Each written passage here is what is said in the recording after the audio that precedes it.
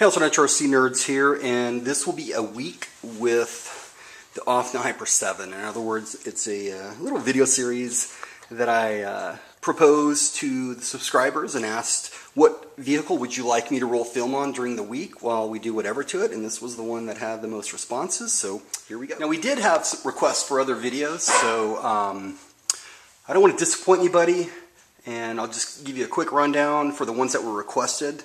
First we have the Mugen, the monster. I'll get some practice footage of me driving it on the track this week, probably either tomorrow or Wednesday.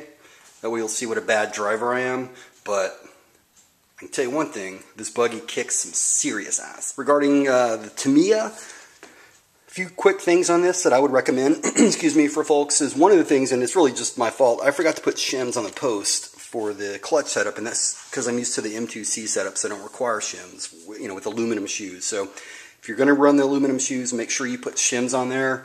I was wondering why I wasn't getting the acceleration that I wanted. It seemed to kind of lag a little bit. I took it off. No damage or anything like that, but I could see where the shoes are rubbing against the flywheel. The other issue is this damn receiver switch in here. I mean, if you have one of these, you've probably experienced it. I just cannot get it to stay stationary, so I got to figure out something to do here because it's just not fitting in. And then the final thing is, well, I thought the Lucy 810 engine block sucked. This one's pretty bad as well. Excuse me. You know, we've lost the mesh on it twice now. Not bad where we haven't stripped anything, but I mean, I know what my mesh is when I set it, and the screws get a little bit loose, and I thread lock the hell out of them. Excuse me. So it's one of those situations to where if you take your engine on and off a lot, like I do, which, you know, I think you should if you're going to be servicing your vehicle.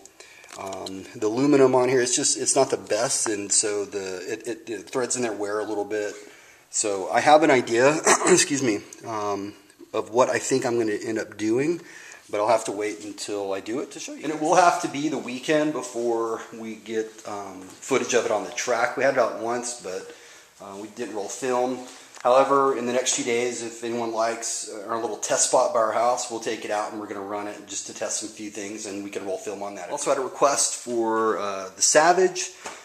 Same thing. I'm going to bash his ass off this week. If anybody wants to see it, I'll roll film. And finally, we did have one request for Big Bertha, and I guess secretly I was kind of hoping this would be the one that people wanted to see because, frankly, it's probably got my #1 attention right now. All I can tell you is, just wait and see how freaking nasty she's going to be. However, this week, what was chosen? Hyper 7. So, I don't know, might be boring, might be cool, but this is what we do. So it's Monday, and after a weekend of some pretty hard running, the very first thing I want to do is get this thing cleaned up. And I want to inspect and make sure that everything is intact. I'm not going to walk you through the cleaning of it, but there is an entire ritual that I go through. And get it pretty fast. This is just going to be a basic wash I'll give it. Next I'm going to begin tearing down this OFNA Hyper 7 PCR Pro, because this right here is going to be used simply for parts. And the first thing that I want to do is begin analyzing each of the parts and which one that I feel I can best incorporate into the Hyper 7 that we have. You know, but a lot of it's going to have to be based on need as well as understanding, you know, the weights of the parts, the specs, and all that stuff. So really the goal here is to strip it down to its chassis and then just begin going over the parts. You can see on this buggy it's just a sampling of the parts. I've already gone through most of all the other ones, so let's get after it. Here we go. Once again, as noted, just a basic wash. The whole intent here is to be able to see things while I inspect it. Last evening I built a practice body that came from the PCR Pro kit that I want to fit on it. Here's the practice outfit for it. Andrew hadn't seen it yet. To me, this looks like a Hyper 7 right here. That's like still, an old school Hyper 7 look, I love man. It, yeah. That's the way. So do you like that one better or a Pink Menace? Well. Coolio? Yep. Alright. So right now I have two known issues that I want to solve. Excuse me. The first is the weight. There's lots of different ways to, I guess, weigh your vehicles.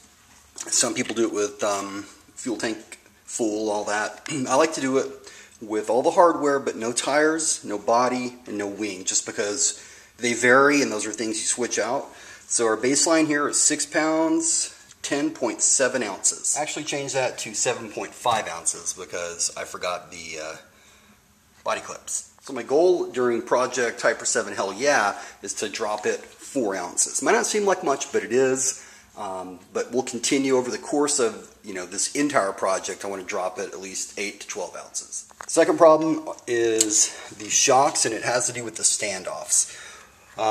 So I ended up getting different shock standoffs because the ones that were stock had some problems with.